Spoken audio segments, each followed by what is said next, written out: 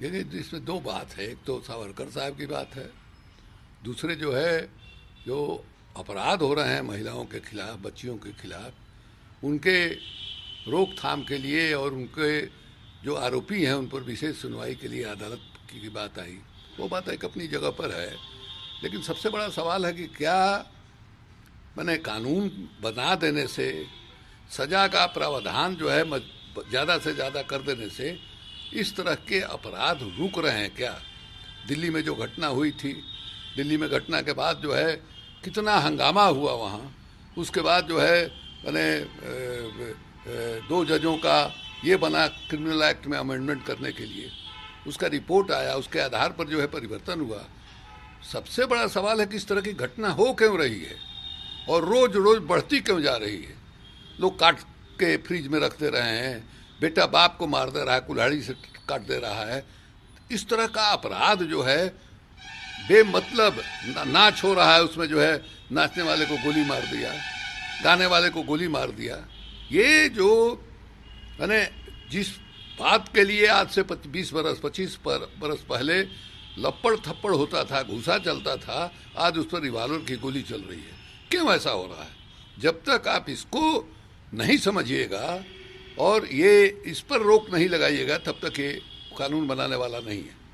जहाँ तक सावरकर साहब का सवाल है, ये तो हिस्टोरिकल फैक्ट है, ये सब कुछ उजागर हो चुका है। उनकी चिट्ठी भी, जेल से रिहा हुए, रत्नागिरी में उनको सीमित किया गया, उनको अंग्रेजों के ओर से 60 रुपया या 64 रुपया वजीफा जो है हर महीना उस जमाने में मिला करता था। किस लिए मिला करता था?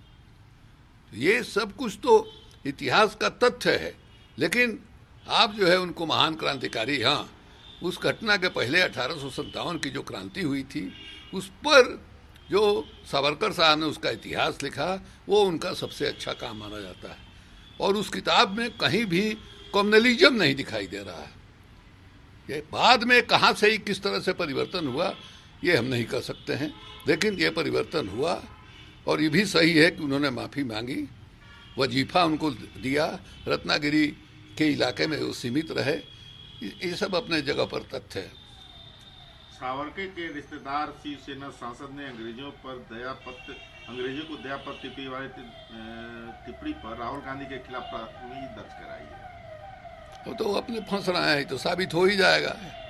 ये तो इतिहास का तथ्य है और ये जो है मतलब जो सरकार का रिकॉर्ड है उससे ये प्रमाणित हो चुका है।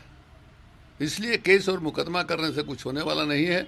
मौन रह जाइए, उसी से काम चलाइए। कई नए लोग बांग्लादेश से वेस्ट बंगाल में आ रहे हैं। इनमें से कई लोग हिंदू भावनाओं के आधार पर बीजेपी को वोट देते हैं।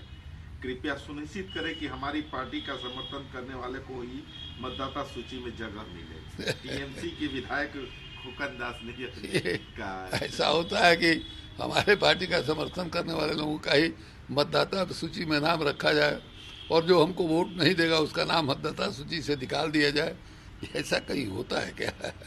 इसलिए इस तरह की मांग का और इस तरह के बयान का मैंने कोई अर्थ नहीं है, कोई औचित्य नहीं है। आप ये कह सकते हैं कि टीएमसी पर आरोप लगता रहा है कि वो जो है बांग्लादेश से आने वाले मुसलमान जो है या नॉर्थ ईस्ट में आते हों या आसाम में आते हों, वो वोट के लालच में जो है इस प्रवृत्ति को बढ़ावा दे रही है। भारतीय जनता पार्टी के लोगों का आरोप जो है ये रहा है, जिसमें कोई तथ्य नहीं है। वाराणसी कोर्ट ने ज्ञानवापी मस्जिद परिसर में शिवलिंग की पूजा की मांग करने वाली याचिका पर सुनवाई का फैसला दिया। अब अदालत का फैसला है, सुनवाई होगी, अब देखिए अदालत क्या कहता है। 19 नवंबर को पूर्व पीएम इंदिरा गांधी की 105वीं जयंती पर केवल महिला विधायक, सांसद, पार्टी कार्यकर्ता, पंचायत सदस्य भारत जोड़ो यात्रा राहुल गांधी के साथ महिला शक्ति दिखाने के लिए भारत जोड़ो यात्रा में चलेंगी। यह जानकारी दी है जयराम रमेश ने।